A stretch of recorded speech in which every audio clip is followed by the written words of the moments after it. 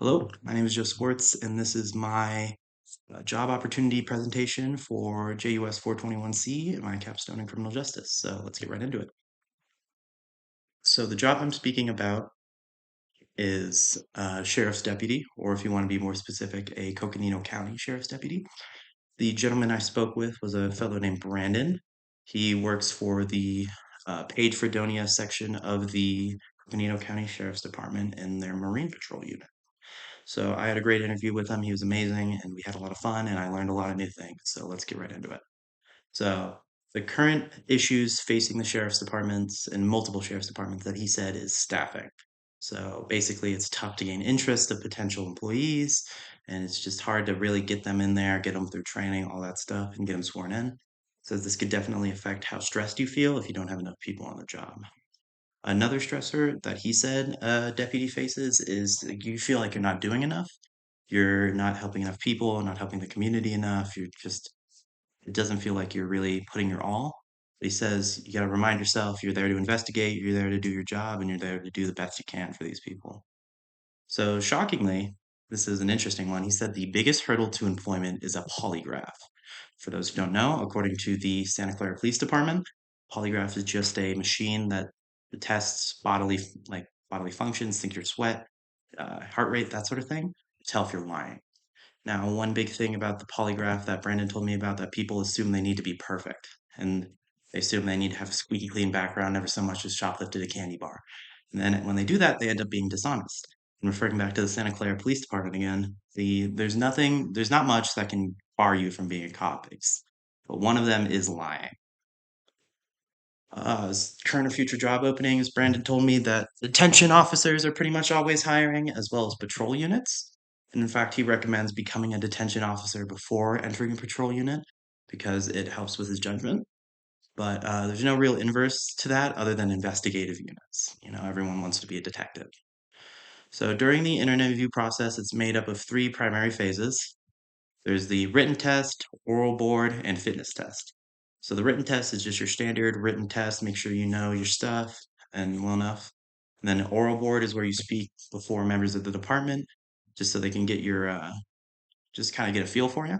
Then a physical fitness test, either the Cooper or the POPAT, is just what you would expect. So according to the Tennessee state government, Cooper test primarily consists of like standard exercises, think your push-ups, your sit-ups, your runs, that sort of deal. Whereas according to the Arizona Peace Officer Standards and Training Boards, your POPAT test is more going to be uh, like specialized things. Think your um, fence climbs, obstacle courses, body drags, that sort of thing. Now, according to the National Testing Network, there are a few requirements to be a Coconino County Sheriff's Department. One is you got to be 21. You got to be you have to have citizenship. You have to be a high school graduate, or you have to have a GAD, or you have to have a driver's license.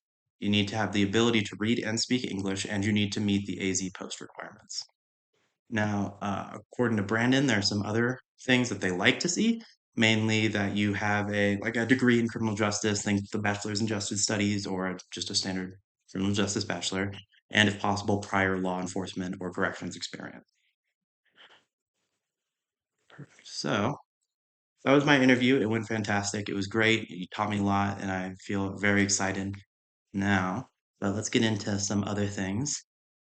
Again, like needed for employment, 21, driver's license, background check, the physical fitness, polygraph, written tests, all that stuff.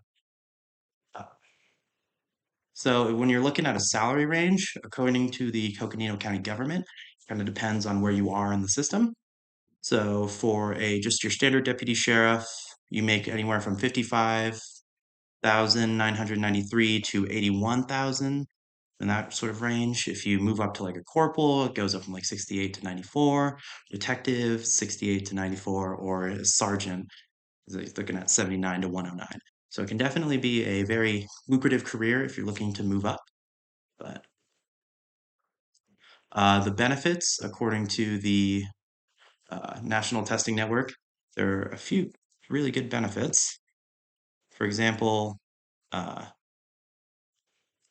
medical and dental benefits in the first month after 30 days. Uh, you're in the retirement system, the public safety personnel retirement system. Vacation and sick days begin at higher. You get 10 paid holidays per year. There's some really good stuff to work in for the sheriff's department. Um, so based on my research, on my preparedness for the field, I'm not too concerned about the polygraph. If you look at the Santa Clara Police Department, they say the only way to beat a polygraph is to tell the truth. Now, I'm not a perfect person. I'll definitely admit that, but I'm definitely not a dishonest person. And I feel like that's not really a big hurdle for me, especially that I know they're not looking for absolute perfection. Now, I think the main thing that would be a concern for me is the physical fitness requirements. So I don't consider myself a very sedentary person, but I'm not. There are some things in the Cooper and the POSAT that I don't feel prepared for. Like for example, the Tennessee state government says like 27 push-ups, 40 sit-ups, and a mile half run in 12 minutes, 25 seconds. And then the POPAT, according to the Arizona Board of Peace Officers, like the body run or the body drag, obstacle course 99 yards, and a fence climb. And so those are things I really need to work on, and that's my main goal after graduation is to really work on my physical fitness, work on my physical health, and so I can be comfortable doing that. And I also wanted to look into careers or internships around the sheriff's office, either preferably corrections, because like I said, Brandon said it really, really helps. But yeah, thank you for listening. Bye.